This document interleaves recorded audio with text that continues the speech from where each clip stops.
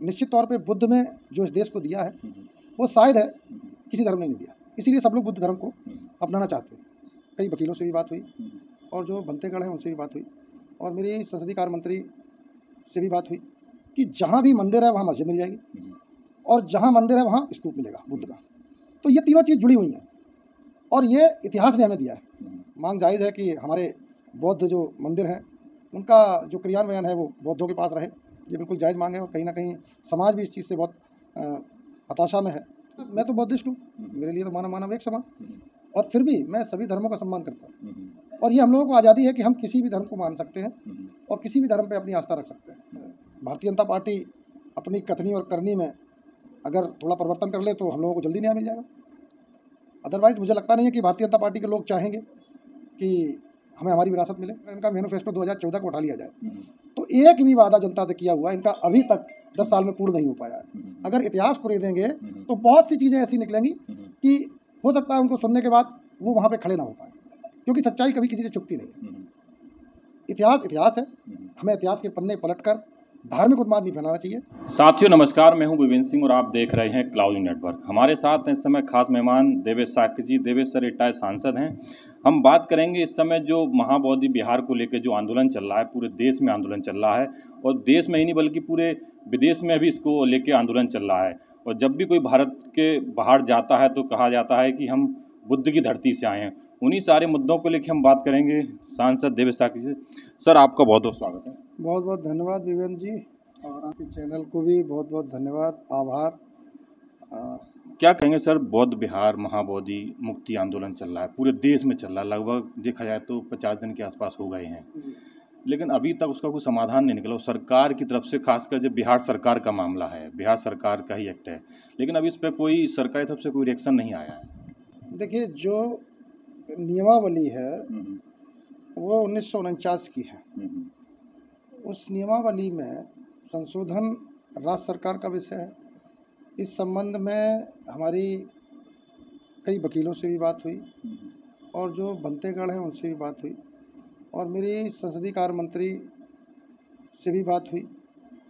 तो तथ्य यही निकल के आया कि जो पूर्व में चला आ रहा है वो कहीं ना कहीं गलत था।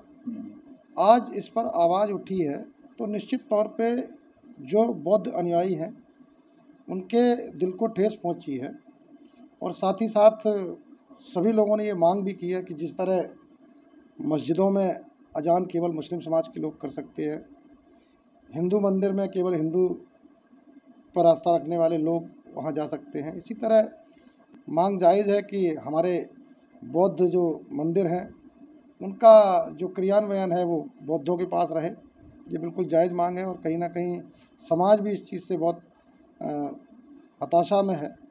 लेकिन हम लोग निरंतर प्रयास कर रहे हैं कि इस आर्टिकल को बदला जाए, लेकिन एक कोर्ट ही माध्यम ऐसा है जिससे हमें न्याय मिल पाएगा और हम लोग कोर्ट की शरण में भी गए हैं और मुझे आशा ही नहीं पूर्ण विश्वास है कि जिस तरह से राम मंदिर का जो फैसला आया था जो कोर्ट के द्वारा, उसी तरह का फैसला जल्द से जल्द आने की मुझे उम्मीद है और निश्चित तौर पे हमें अपना हक मिलेगा।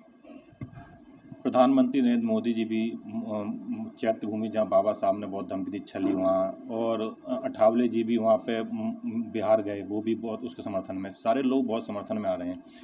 तो क्या ये माना जाए चुनाव में ये मुद्दा रहेगा बिहार में, क्योंकि आने वाले समय बिहार में चुनाव है? निश्चित तौर पे बिहार में अगर चुनाव है तो ये मुद्दा निश्चित तौर पे बिहार में रहेगा। और रही आदरणीय प्रधानमंत्री जी की, तो मेरा मानना यह है कि अगर भारतीय जनता पार्टी अपनी कथनी और करनी में अगर थोड़ा परिवर्तन कर ले तो हम लोगों को जल्दी न्याय मिल जाएगा।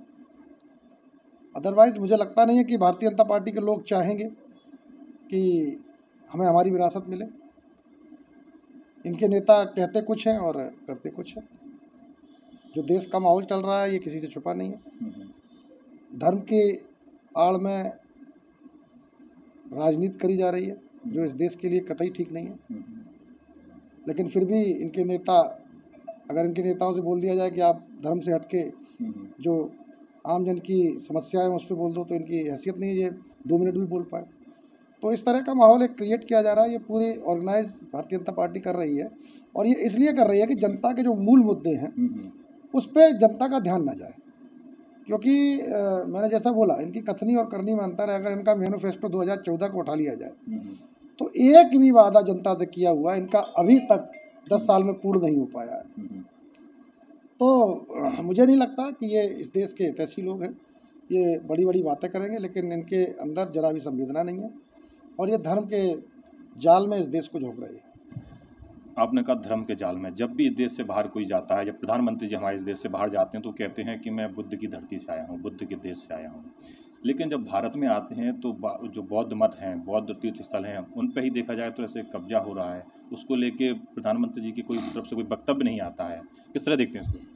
देखिए, ये बात बिल्कुल सही है कि ये विश्व गौतम बुद्ध का है, और बुद्ध ने जो ज्ञान दिया वो पूरे विश्व को एक सीख दिलाने वाला था। और उससे कहीं ना कहीं 128 कंट्री जो हैं वो बुद्ध को मानने वाली कंट्री हैं।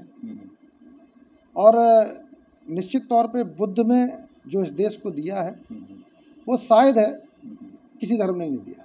इसीलिए सब लोग बुद्ध धर्म को अपनाना चाहते हैं, क्योंकि बुद्ध धर्म में बहुत अच्छी बातें कही हैं।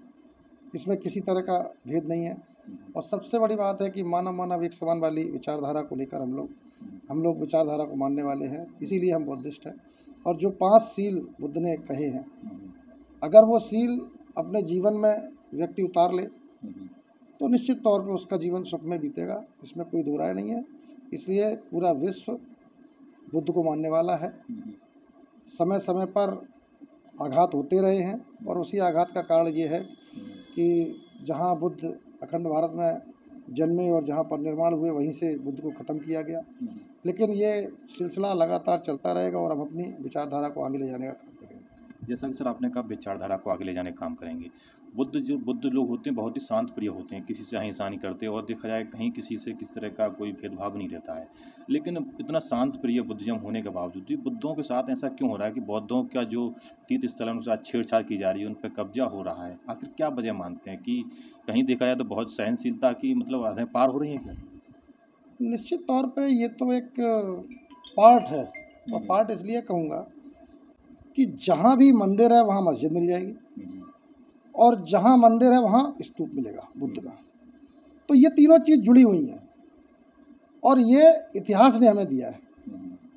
लेकिन आज भी सत्यता क्या है, जैसे इतिहास की अगर बात आए कि इतिहास को ना उखाड़ा जाए तभी अच्छा है। अभी एक मामला चल रहा है, हमारे एक राज्यसभा सांसद ने इतिहास की बात कही, रामजी लाल सुमन जी ने इतिहास की बात कही, अच्छी बात कही। इतिहास में जो लिखा है उन्हीं शब्दों को कहा, और इतिहास में लिखे हुए शब्दों से अगर किसी को ठेस पहुंचती है तो मुझे नहीं लगता कि इतिहास कुरेदा जाए।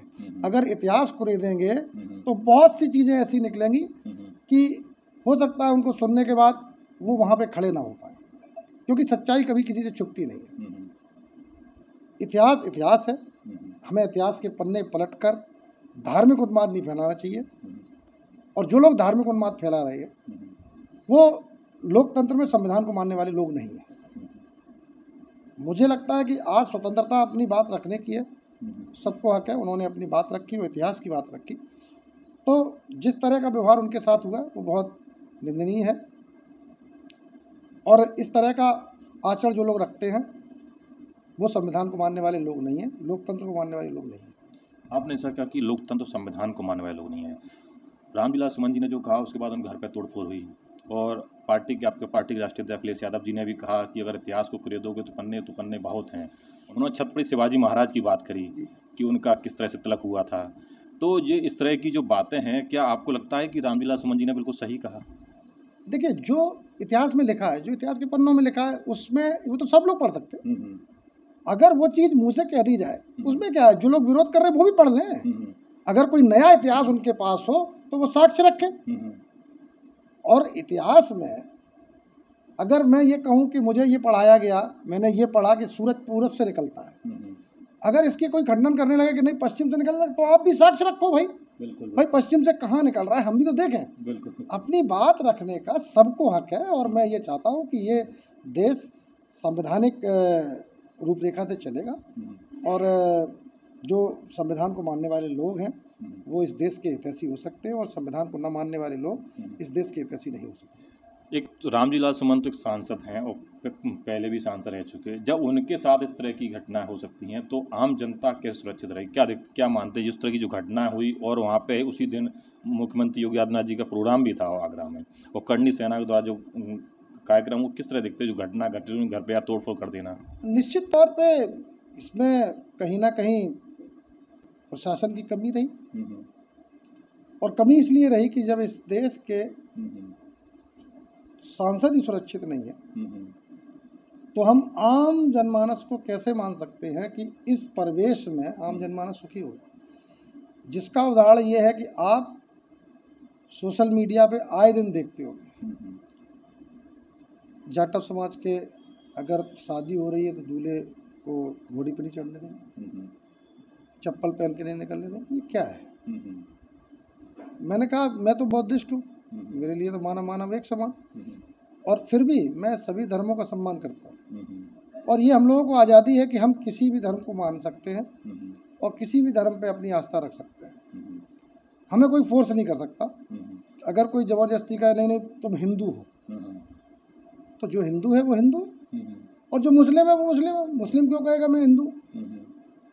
बस सबको आज़ादी है अपनी बात, सबको अपनी अपनी आज़ादी है, और आस्था के नाम पर मैं तो यही कहूँगा ये खेलना बंद करें, क्योंकि अब जनता सब जान चुकी है, और इस बार इस चीज़ का जवाब जनता अपने वोट के आधार पे देगी।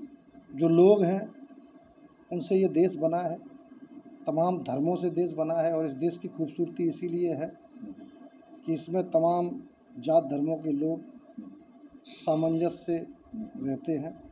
तो ये जो खूबसूरती है एकता की, इसको ये खंडित ना हो, और ये देश यूं ही निरंतर आगे बढ़ता रहे।